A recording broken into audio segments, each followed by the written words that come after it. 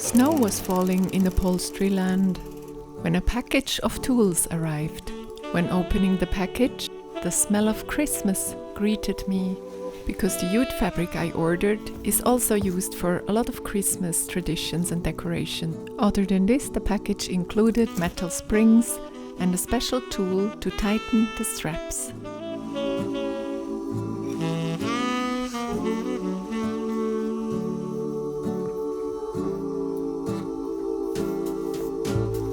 For the strap, I also chose a natural material.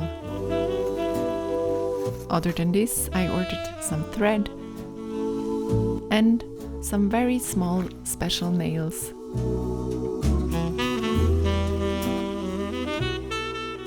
I was shortly interrupted because the first frost came. I quickly had to go out, pick some rosehip and eat the very delicious vitamin C rich inside. Sweet and very healthy. Next, the fabric samples that I ordered arrived.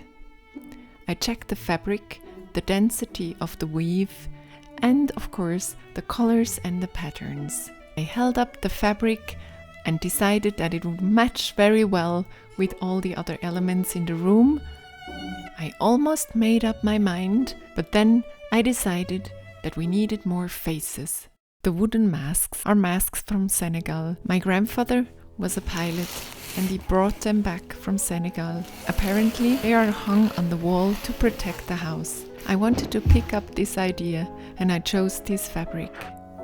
It is very well made, with a lot of layers of colors. I love how they mix and create something beautiful.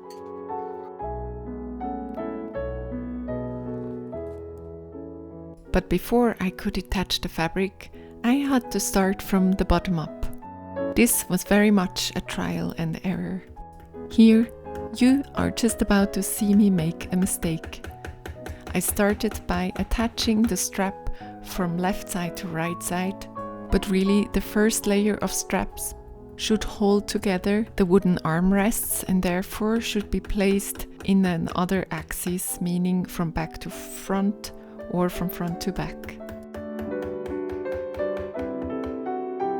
And so, you guessed it, I will have to remove this strap.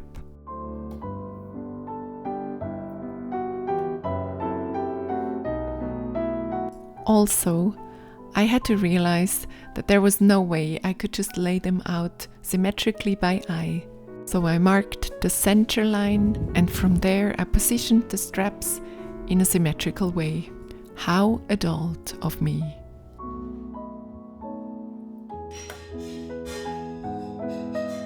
The next challenge was to create even tension, because the straps are the foundation to hold up the springs. Even though the chair didn't initially use springs, I wanted to try them out. The springs are then sewn to the straps to not create friction.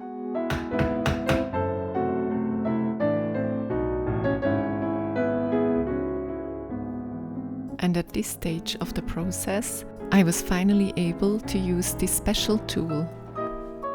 It comes in handy when you have to push down and create tension on the strap, but then you have to use the other hand to fix the nail or the tuck. So you create tension with one hand and you hold it with the screws, the nails or the tucks with the other.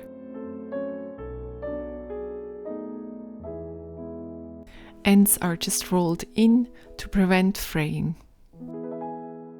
Doing this for the first time, I never was really sure if the tension was enough. But after a few straps, I really got a little better feeling for it.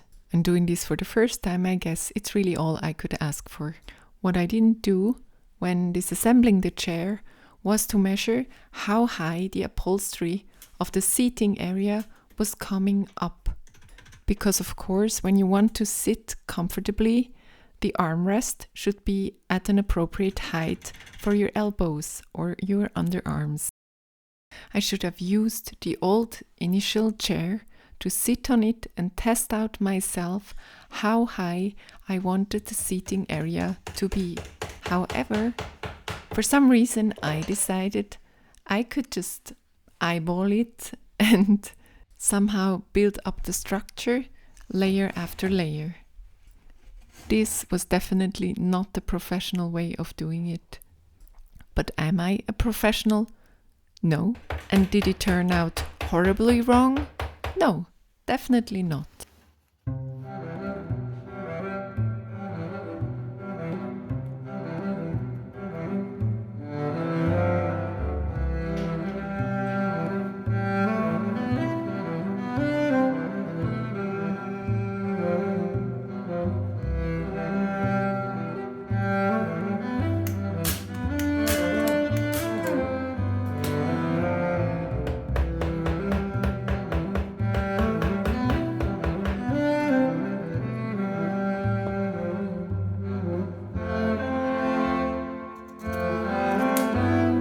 The 9 straps attached to the wooden frame are not just laid on top of each other, but they are woven into each other.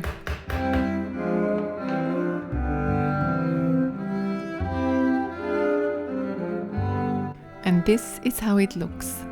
This is the first layer that will hold up those springs. Not only that, it will hold up all the weight that will follow, including the person sitting on the chair.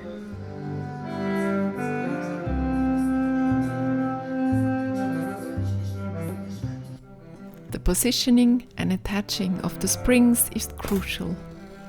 The springs should sit on the cross created by 2 straps. All the wire knots should face inside.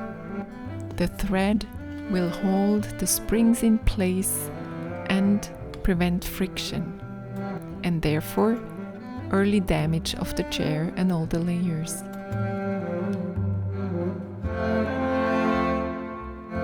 Since I took out all the straw of the initial chair and I threw it away, I didn't have any filling material to cushion the springs, except for the layer of foam I would attach later. So I had an idea. I cut open some old pillows because I was quite sure that there was horsehair inside, and horsehair traditionally was used for upholstery, but also to make mattresses, for example. The horsehair seemed to be compressed, but in good enough shape to use it.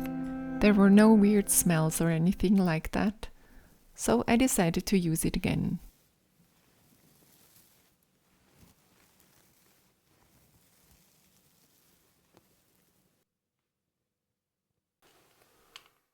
For entertaining purposes, my daughter was allowed to set it on fire just to see what type of coal it would create.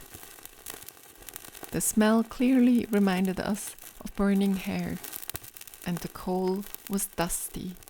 It was not like a sticky or hard residue that you would expect from petroleum-based materials.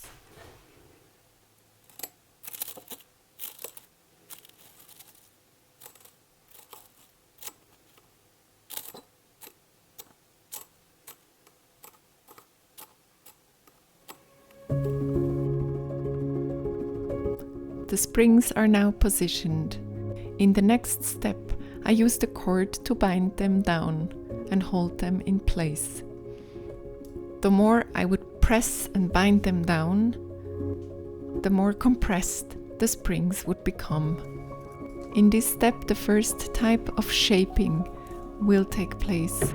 To be honest, when I watched the videos and I read in books how to do this step, I didn't fully get how exactly I had to use the strap to bind them down, but I just did what I could. Here you see that there are some corners that stick out more than others. Potentially, this creates an uncomfortable pressure point once you sit on the chair.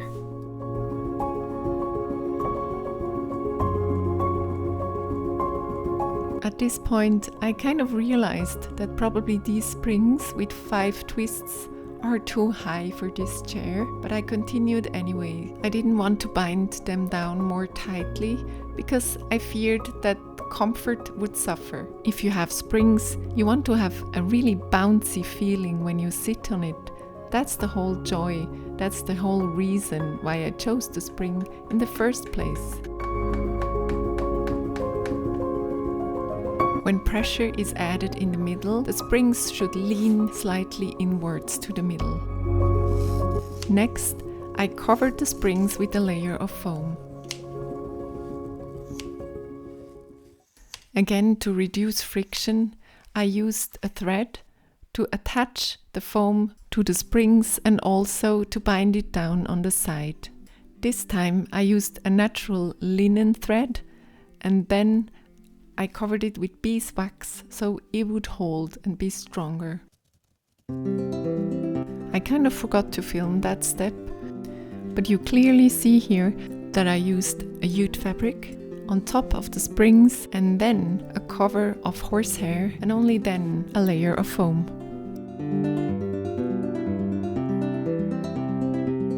The foam creates additional padding but also shaping.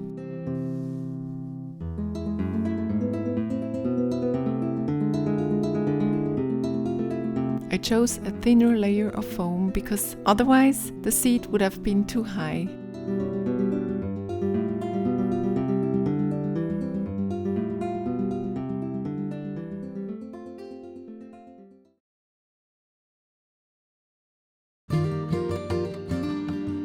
And finally, I got to work with my beautiful new fabric. I used the old seating cover as a template for the new one. I added more fabric just because I knew that the seat would come up higher and therefore need more fabric to cover everything.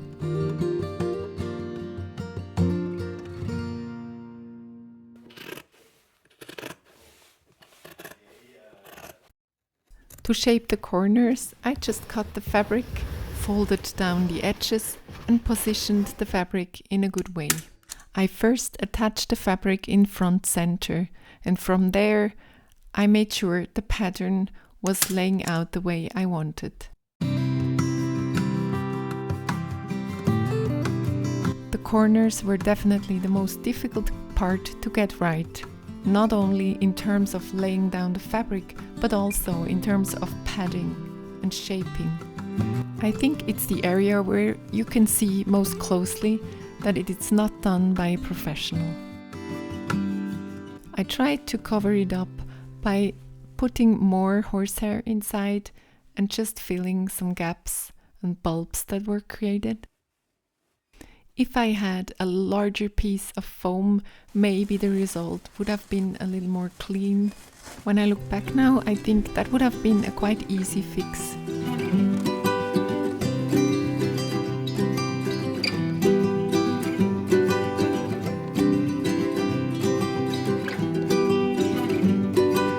Just like I mentioned before, all the fabric layers are coming together in the back of the seating area. So this means I first have to finish the backrest before I can attach the back layer of the seating area.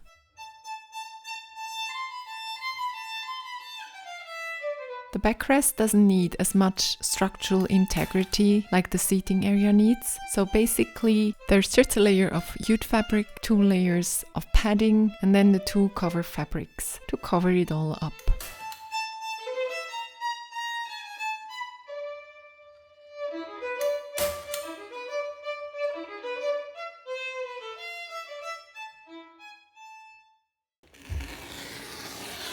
This foam will be used to finish the backrest. And finally, slowly but surely, I saw it coming together and I started to feel excited.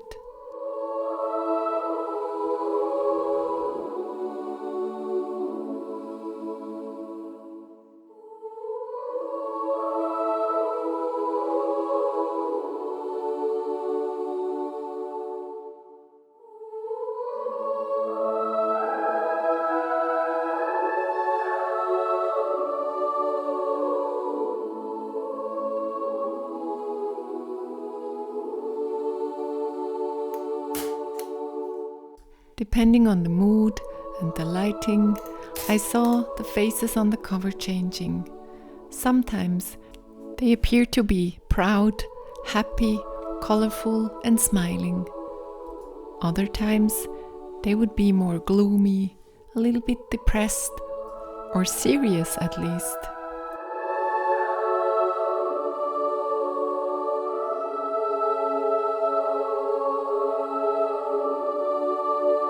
Sometimes I had to make sure I would see the beauty in the imperfection of the faces. Some of them quite looked damaged and weathered, yet still full of life.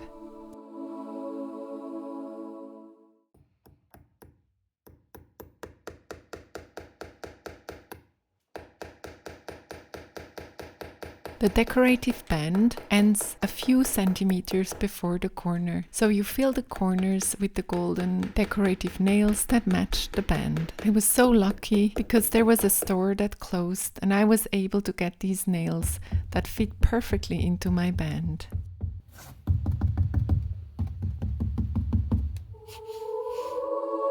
And this is the finished chair. Time for the bounce test.